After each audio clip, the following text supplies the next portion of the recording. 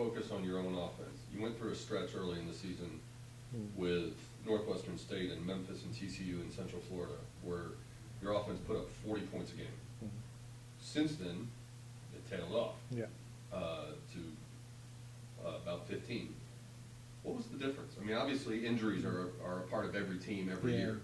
But what did you see? And you also faced some pretty good defenses, particularly Southern Miss, which had a terrific year defensively.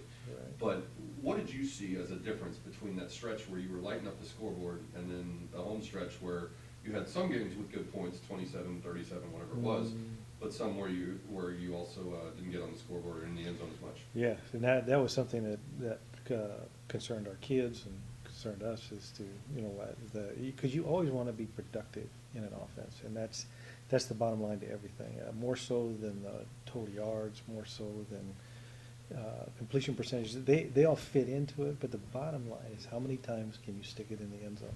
And we were not doing that. And I think some of the points that you raised are exactly where, as we saw it, that's where they lie. That there were some people that were playing banged up and hurt, and that were not playing banged up and hurt early on. I think we were starting to run into some other than TCU. Now TCU had a very good defense too, but there were some pretty good defenses we were playing towards the latter part of the season.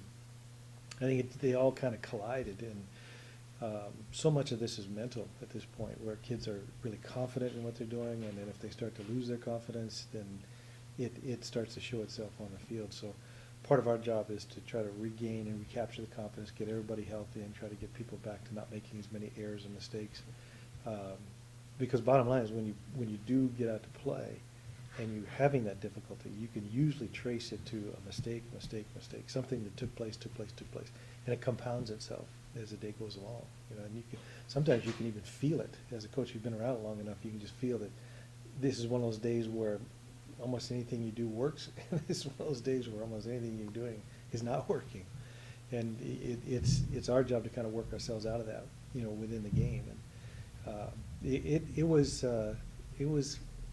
that was a tough stretch there for us, but one that you have to keep going forward.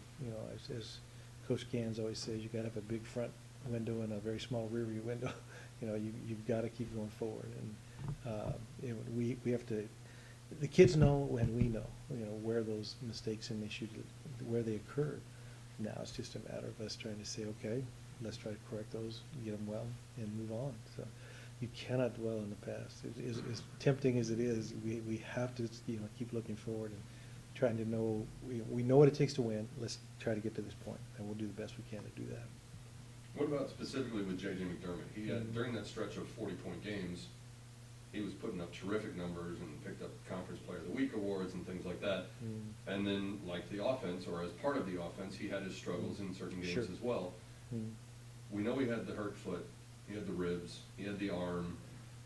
He was certainly limited in practice at certain points in the second half of the season.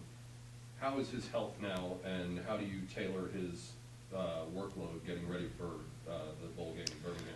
Well, I think he's back to 100%, and that the time off was really helpful for him. He was probably as banged up as anybody we had, from top to bottom, from foot to head to shoulder to ribs to back to everything. And he was pretty banged up, and it did limit his preparation time during the week. I mean, there was a little time in there where we were trying to almost hold him out till the very end of the week, just trying to heal him. And I think he's perfectly healed now, and now it's getting back, like I said, getting the rust off a little bit, and getting him in a position where he feels comfortable with the throws and decisions he's making, and with the people that are out there catching the passes, and try to get him back to where he was in that early part of the season when he was healthy and he was feeling much better, and his natural throwing motion was better. And because you start to tweak your motion a little bit sometimes when you're trying to protect this, protect that, and you don't mean to, but it's just a natural thing you do. So I think he, more than anybody, is benefiting from this time off.